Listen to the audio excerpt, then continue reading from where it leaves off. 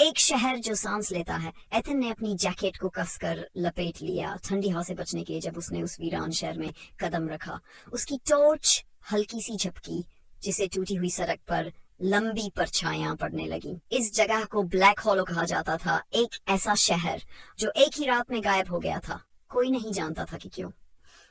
कोई लौटने की हिम्मत नहीं करता था, लेकिन एथन अलग था। उसे सच्चाई जाननी थी। शहर की खामोशी में भी एक अजीब सी हलचल महसूस हो रही थी। इमारतें सैनिकों की तरह खड़ी थी, उनकी खिड़कियां टूटी हुई, दरवाजे ऐसे खुले जैसे कोई बड़ा मुंह लिए खड़ा हो।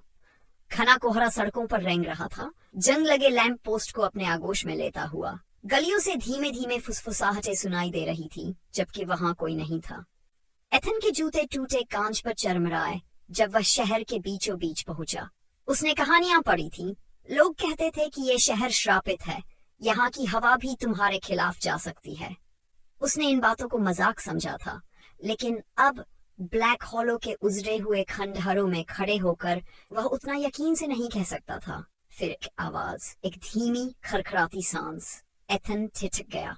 ये बहुत पास से आई थी, जैसे खुद शहर सांस ले रहा हो। उसने तेजी से मुड़कर अंधेरे को टटोला। उसकी टॉर्च की रोशनी में कुछ झलक पड़ी, कुछ सफेद, कुछ हिलता हुआ, बस नजरों के ठीक किनारे पर। कोई है? उसने पुकारा, लेकिन कोई जवाब नहीं आया। वह आगे बढ़ा, एक पुराने डाइनर के अंदर कदम रखा। काउंटर धूल से ढका था, कुर्सियां गिरी हुई थी, जैसे लोग अचानक भागे हों। एक टेबल पर अब भी एक प्लेट रखी थी, जिसका खाना सड़ चुका था। अंदर की हवा भारी थी, किसी अदृश्य चीज से भरी हुई। तभी उसने उन्हें देखा।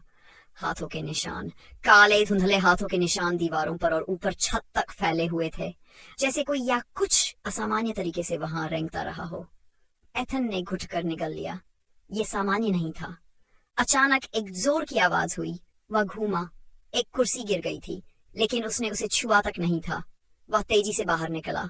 कोहरा अब और घना हो गया था, पूरी इमारतों को निगलता हुआ। फुसफुसाहटें अब तेज हो गई थी, जैसे दर्जनों लोग एक साथ कुछ कह रहे हों। ये शब्द हर दिशा से एक साथ बोले गए थे। एथन का दिल जोर से धड़कने लगा। वह भागने के लिए मुड़ा, लेकिन कोहरा उसके चारों ओर कसने लगा, जैसे अदृश्य हाथ उसे जकड़ रहे हों। उसकी टॉर्च चिपकी और फिर बुझ गई। कोहरे के भीतर कुछ हिला। उसकी आकृति अस्वाभाविक थी, खिंचती, बदलती हुई। उसका कोई चेहरा नहीं था, सिर्फ दो गहरे काले गड्ढे जहां आंखें होनी चाहिए थी।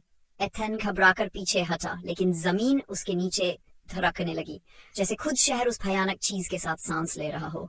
वह चीखा जब ठंडी हड्डियों जैसी हाथें फर्श से बाहर निकली, उसकी टखनों को पकड़कर उसे नीचे खींचने लगी। अंतिम चीज जो उसने देखी वह थी शहर का उसे निगल जाना, अंधेरे में जहां खोए हुए लोग इंतजार कर रहे थे। अगली सुबह पहले की तरह ही शांत और वीरान था, लेकिन अगर ध्यान से सुनो तो तुम उसे सुन सकते थे, सांस लेते हुए।